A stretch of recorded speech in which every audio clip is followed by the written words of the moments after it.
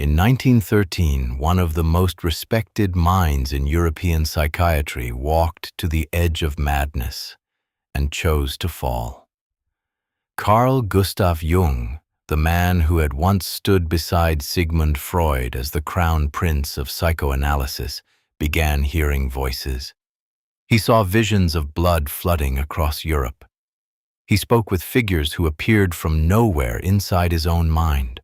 A winged old man, a blind woman, a red-cloaked devil. And he wrote it all down. What emerged from that descent was a manuscript unlike anything in the history of Western thought. A massive leather-bound volume of calligraphic text and luminous paintings that Jung worked on for 16 years. A book so strange, so personal, and so dangerous to his professional reputation that his family locked it in a Swiss bank vault after his death. For nearly half a century, it remained hidden. Scholars whispered about it. Biographers speculated. But no one outside the Jung family was permitted to see it. Then, in 2009, after decades of negotiation, the book was finally published. It was called The Red Book, and it changed everything we thought we knew about Carl Jung. This is the story of the most dangerous book in psychology, a text that reads less like science and more like a lost Gnostic gospel, a record of one man's voluntary descent into the deepest layers of the unconscious mind and what he found waiting for him there. To understand the Red Book, we must first understand the crisis that created it. By 1912, Carl Jung had achieved extraordinary professional success. He was the president of the International Psychoanalytic Association. Freud himself had called Jung his adopted son, his heir apparent. The future of the psychoanalytic movement, it seemed, rested on Jung's shoulders. But something was wrong. Jung had begun to disagree with Freud on fundamental questions, not minor technical disputes, but deep philosophical fractures about the nature of the unconscious mind. Freud insisted that all psychological energy was ultimately sexual in origin. Jung saw something far larger. He sensed that beneath the personal unconscious, beneath the repressed memories and childhood traumas that Freud had mapped, there existed another layer, a deeper stratum of the psyche that was not personal at all, but collective, shared, ancient. The break came in 1913. It was bitter, public, and devastating. Freud accused Jung of mysticism. Jung accused Freud of dogmatism. Their correspondence, once warm and intellectually electric, dissolved into silence. And then Jung fell apart. Or rather, he allowed himself to fall apart. This is the crucial distinction. What happened to Jung between 1913 and 1930 was not a breakdown in the clinical sense. It was a deliberate, conscious decision to confront the unconscious mind on its own terms. He called it his confrontation with the unconscious, and it would become the most creative and dangerous period of his entire life. It began with visions. In October of 1913, while traveling by train, Jung saw an image of Europe flooded by a vast sea of blood, reaching from the North Sea to the Alps. Mountains crumbled, civilization drowned. He saw thousands of bodies floating in yellow waves. He thought he was losing his mind. The vision returned again and again over the following weeks. Then, on the 1st of August, 1914, the First World War broke out, and the blood Jung had seen in vision became the blood of an entire generation. This shook him to his core, not because the war was terrible, though it was, but because his unconscious mind had apparently known it was coming. The visions were not symptoms of illness, they were prophecy. This was the Red Book. Its proper title, the one Jung inscribed on its pages, was Liber Novus, the New Book. The Red Book is not a work of psychology in any conventional sense. It does not present theories or case studies. It does not argue or analyze. Instead, it reads like scripture.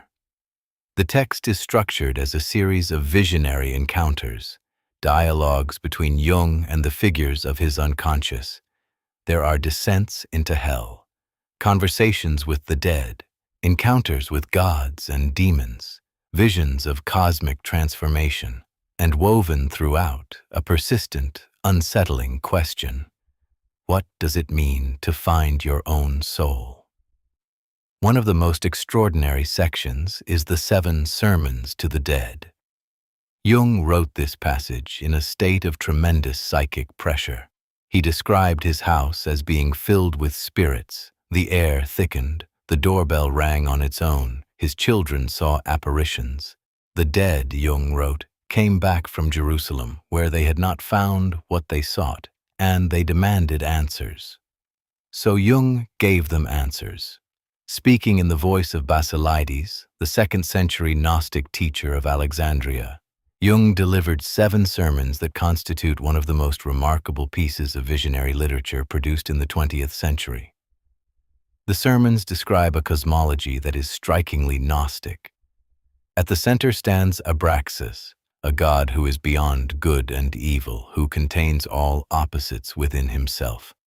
Abraxas is the supreme deity of a cosmos that is not divided into simple categories of light and darkness, but is instead a living unity of contradictions. Below Abraxas stand 2 subordinate principles: the god of light, associated with the sun, spirituality and thinking, and the devil, associated with the earth, sexuality and feeling. Neither is complete without the other. Neither is truly opposed to the other. They are 2 faces of the same underlying reality. This cosmology maps almost perfectly onto classical Gnostic systems, particularly Valentinian Gnosticism, with its elaborate emanations of divine principles from an unknowable source. And it resonates powerfully with the Hermetic tradition, particularly the axiom from the Emerald Tablet that what is above is like what is below. But the Red Book's connections to esoteric tradition run far deeper than the 7 sermons. Throughout the text, Jung engages with themes that are central to Hermeticism, Alchemy, Kabbalah, and Neoplatonism, the very traditions that consciousness cartography has been exploring. The descent into the unconscious mirrors the Hermetic descent through the planetary spheres. The dialogue with inner figures parallels the Kabbalistic practice of conversing with angelic intelligences. The emphasis on the union of opposites, light and dark, masculine and feminine, spirit and matter, is the central operation of alchemy. Jung knew this.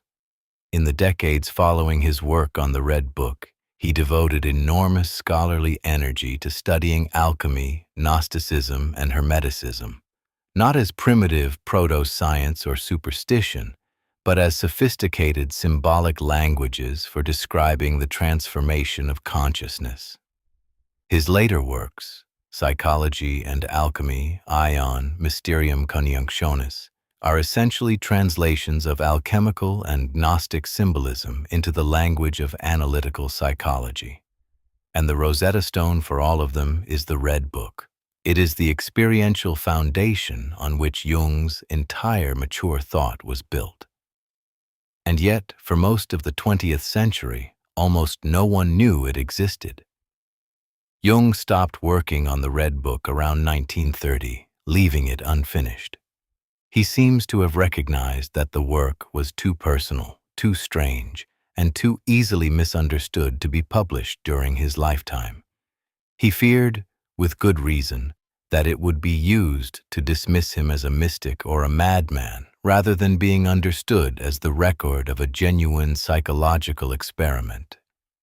After his death in 1961, the Red Book passed into the custody of his family, and there it stayed, locked in a bank vault in Zurich, accessible to almost no one. Scholars who knew of its existence begged for access. Biographers tried to reconstruct its contents from second-hand accounts, but the Jung family held firm. The book was too private, too sacred, too dangerous. It was not until the efforts of historian Sonu Shamdasani, who spent years negotiating with the family and eventually earned their trust, that the Red Book was finally prepared for publication.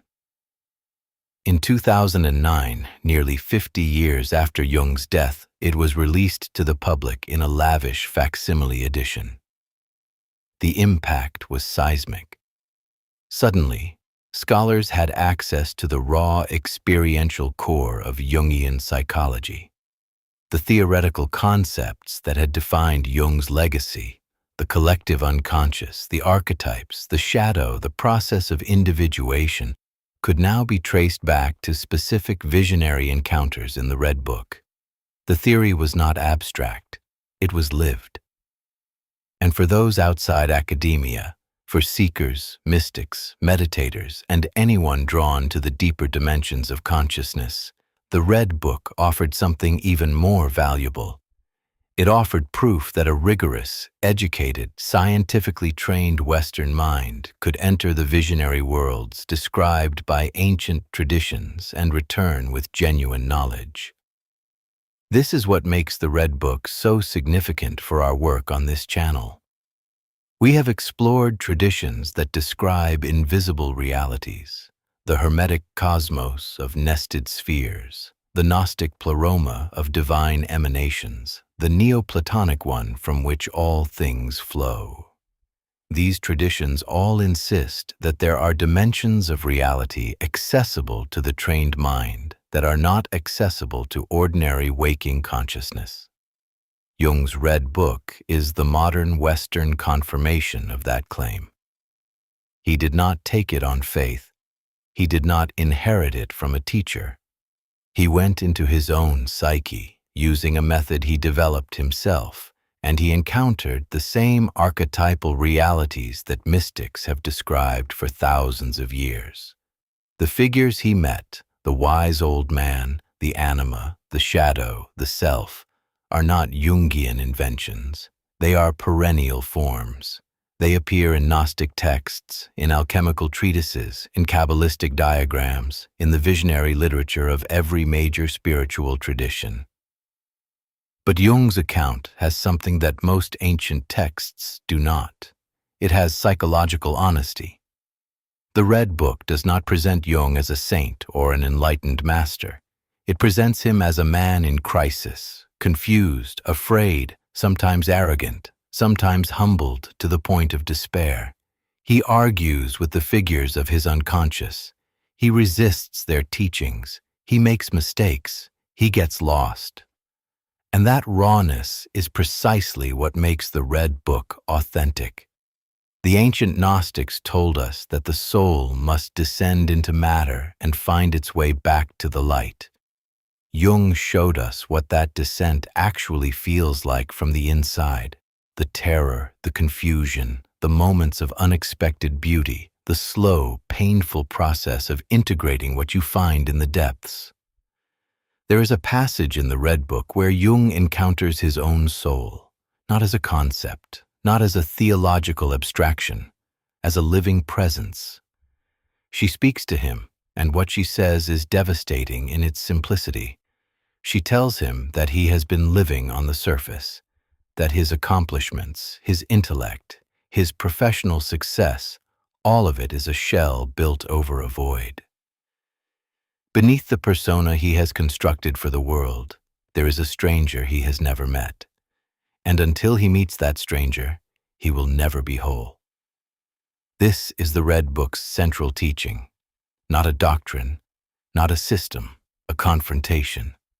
The demand that you stop performing your life and start living it, that you descend below the comfortable surface of rationality and meet whatever is waiting in the dark.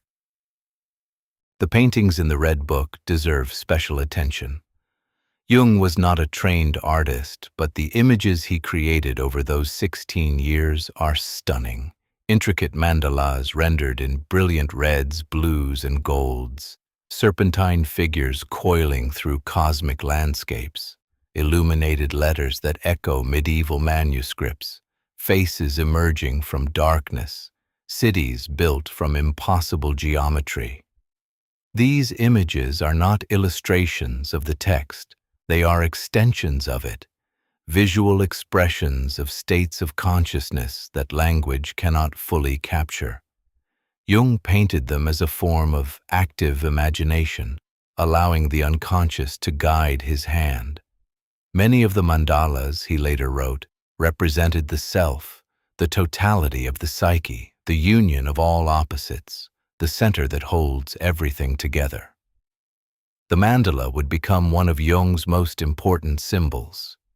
He noticed that he spontaneously drew circular, symmetrical designs during periods of inner turbulence, and that the act of creating them produced a profound sense of calm and integration.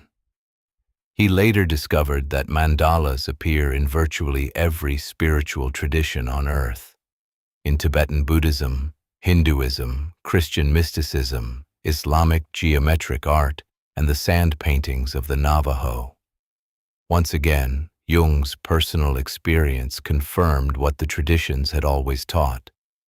The mandala is not a cultural artifact, it is an archetypal form, a pattern that emerges spontaneously from the deepest layers of the human psyche whenever the soul is seeking wholeness.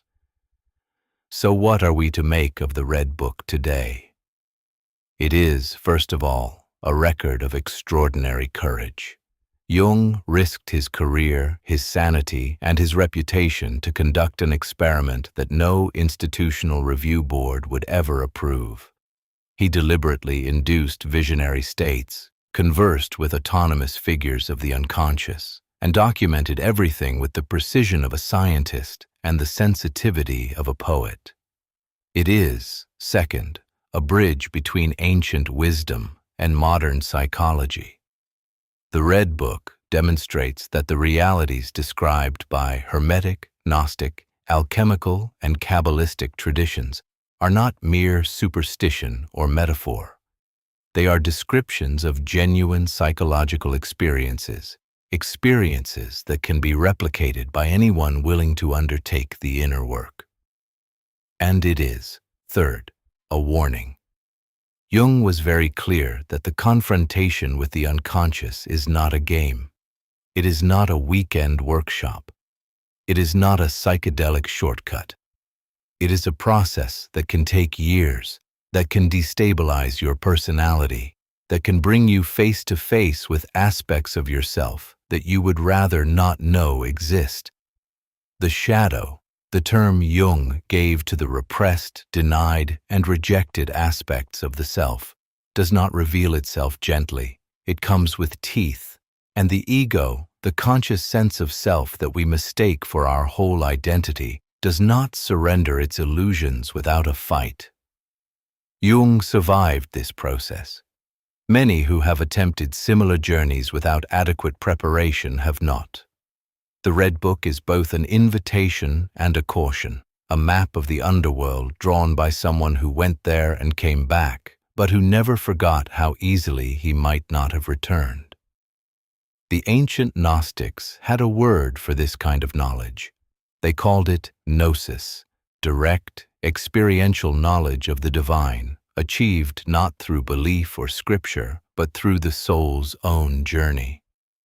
The Red Book is Carl Jung's gnosis. It is his personal testament, the record of a modern Western mind's encounter with the numinous, and it remains, more than a century after it was begun, one of the most profound and challenging documents ever produced on the nature of human consciousness. For nearly 80 years, this book was hidden. Its author feared that the world was not ready for it. His family agreed. Scholars pleaded for decades before the vault was opened. Perhaps Jung was right to be cautious. The Red Book does not offer comfort. It does not confirm what you already believe. It asks you to consider the possibility that your conscious mind is a thin membrane stretched over an ocean of intelligence that you have never explored, and that everything you think you know about yourself might be the smallest fraction of what you actually are. That is a dangerous idea, and it is why this book was kept in the dark for so long. But the vault is open now, and the Red Book is waiting. If this exploration of Jung's Red Book opened new doors in your understanding, consider subscribing